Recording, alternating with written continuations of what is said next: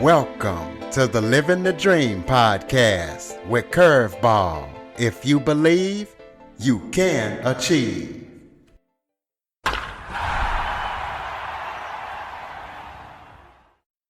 Welcome to the Living the Dream with Curveball podcast, a show where I interview guests that teach, motivate, and inspire. Today, I am joined by rapper, producer, clothing designer, and author Robert Bcide Cardillo. Bcide wrote a book called Mile in My Shoes. So we're going to be talking to Bcide about that book and about his 2 decades of experience in the underground scene. So Bcide, thank you so much for joining me today. You're very welcome. Thank you for having me. Why don't you start off by telling everybody a little bit about yourself? Sure, not a problem. Well, my name's Bob, but I go by B-Side. I've been in the underground music scene for the last 20 plus years. I've been making underground rap music. It's not like mainstream music, it's something completely different. And then I got taken down with MS, and it stopped me from being able to tour and do what I wanted to do. And I wrote a book about everything that happened in my life with the MS and the whole thing about being a underground rap artist. Okay, well, tell the listeners how you got into being a rapper in the first place. Sure. I got into it because I got into like Master P and Tech Nine and the Insane Clown Posse, and I really took like Master P's blueprint and kind of used it for myself. And then I got into the Insane Clown Posse and their whole like underground community. That is what I'm in. They call their fans juggalos, and I'm a juggalo. And that is, it's kind of more than music. It's like a whole family thing. And it is definitely like a cool scene to be in. We kind of talk about everything from love to murder. I mean, that's really the only thing that I can say about the way that the underground music scene works, at least what I'm part of. So that's kind of how I got started. Well, you also are a clothing designer, so let the listeners know about your clothing, your clothing. True, yes. Well, I have a clothing line called 55 Strong, and the name actually comes from an Insane Clown Posse lyric where he says, "Now I'm in the street gang 55 strong." And I took that and it meant like strength to me. So I'm like, let me take this and use it and call the clothing line 55 Strong, have it be inspired by the Insane Clown Posse, let it be like an underground clothing line, streetwear deal. And I just started coming out with it. And it's just another creative outlet for me. And it's something that kind of takes my pain away. Well, talk to the listeners about how multiple sclerosis changed the trajectory of your life and career. Sure. I actually got hit with a double whammy. I got hit with a pulmonary embolism, a blood clot in your lungs in 2011 in about July, and I was in the hospital for that. I didn't realize that I could have almost died because of it.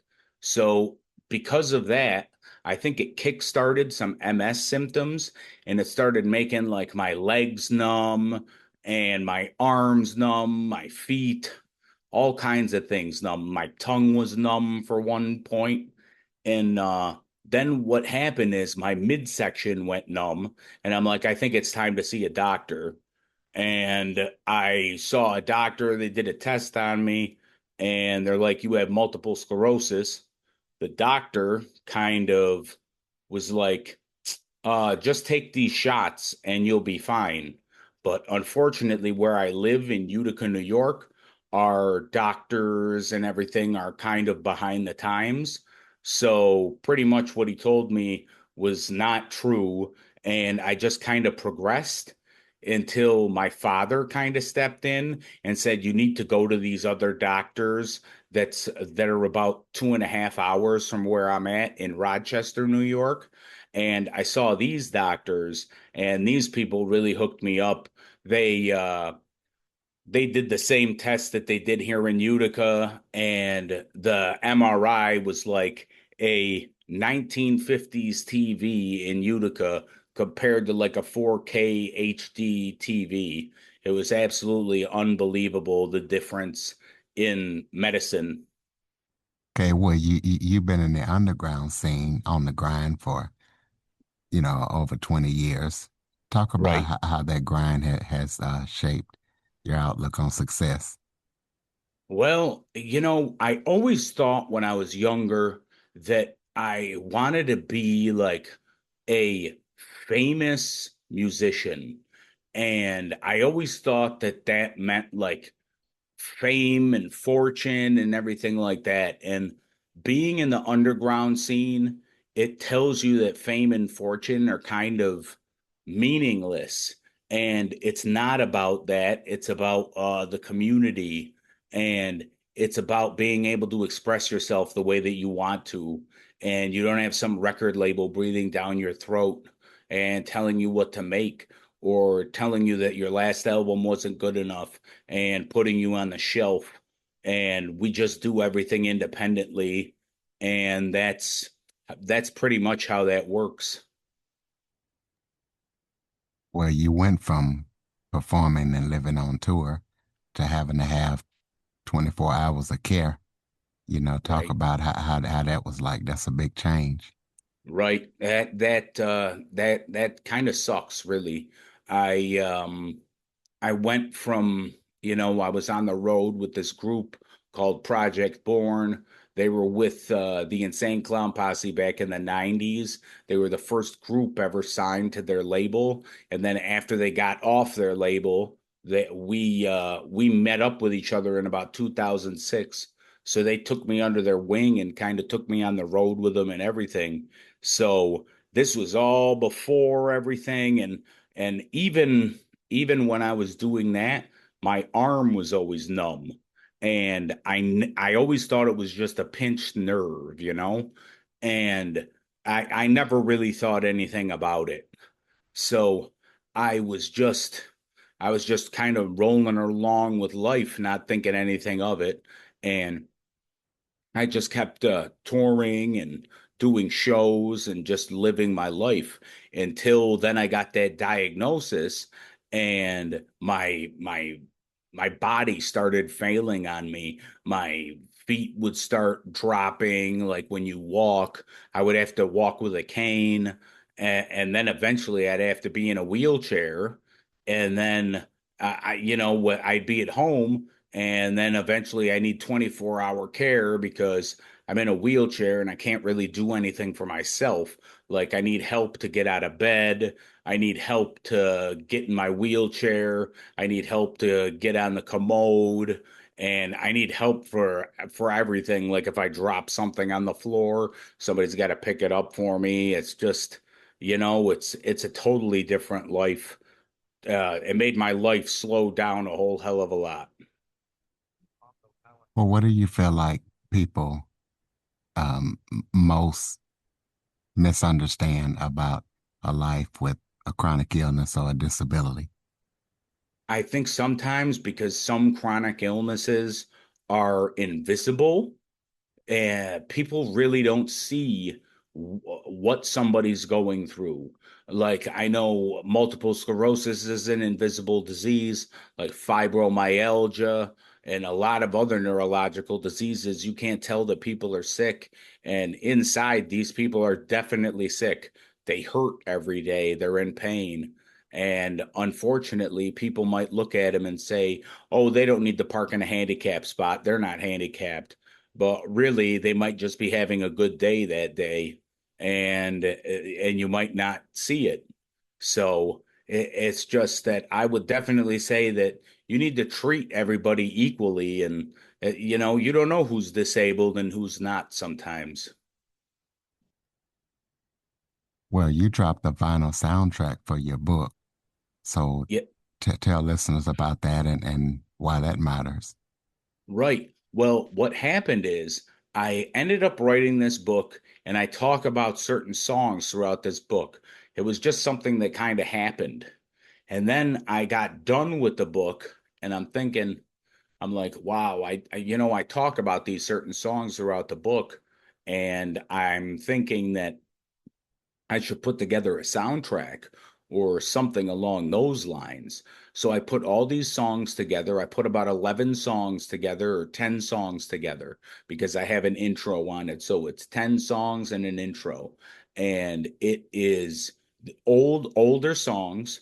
And it's just pretty much a compilation. And you pretty much get to see what I was going through while these songs were happening. And I just kind of think it's a cool thing to have as like a whole multimedia experience of it, because not only do I have the book on Amazon and paperback and Kindle, but I have the Audible version too. So it's like you could have a disability where you're blind or something like that, and you can still check out my book and the music that goes along with it. So I'm just trying to do something that's a little bit different. And I'm coming out with a limited edition of 25 vinyl records on National Vinyl Record Day on August 12th.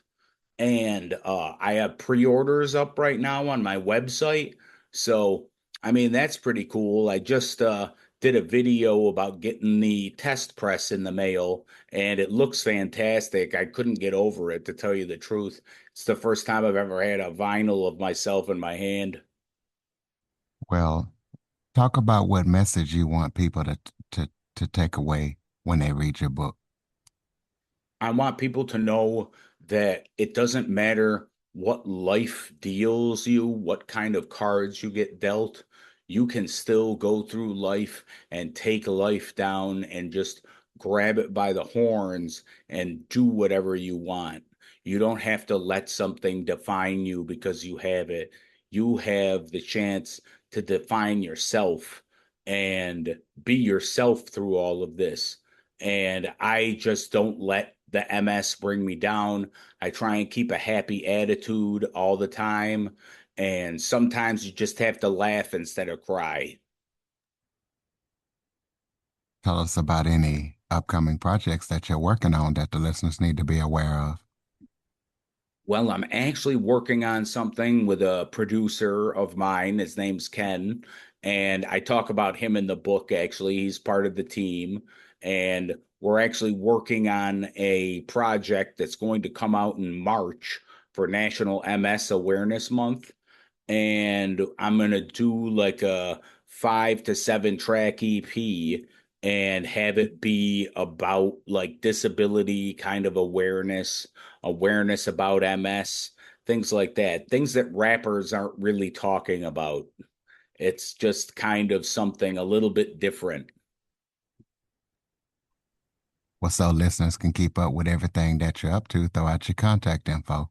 Absolutely. You can hit me up on b-cide.com and you can buy the book. You can go right to my site, mylinmyshoes.com, MYELIN, myshoes.com. All right, we'll close this out with some final thoughts. Maybe if there was something I forgot to talk about that you would like to touch on, any final thoughts you have for the listeners. Well, the final thoughts are, I guess, the title of the book. I picked out the word myelin because that is what is wrapped around your nerves that MS actually attacks. And so it was kind of a play on words like myelin, my shoes. So it's like myelin, my shoes. So I took that, and the myelin is what the MS eats away at. Hey, ladies and gentlemen, B-Side, please be sure to check out the music, check out the book, keep up with everything that he's up to. Follow, rate, review, share this episode to as many people as possible. Follow us on your favorite podcast platform. and visit www.curveball337.com for more information on the Living the Dream with Curveball podcast. Thank you for listening and supporting the show. And Robert, thank you for all that you do, and thank you for joining me. You're very welcome. Thank you for having me. For more information on the Living the Dream with Curveball podcast, visit www.curveball337.com. Until next time, keep living the dream.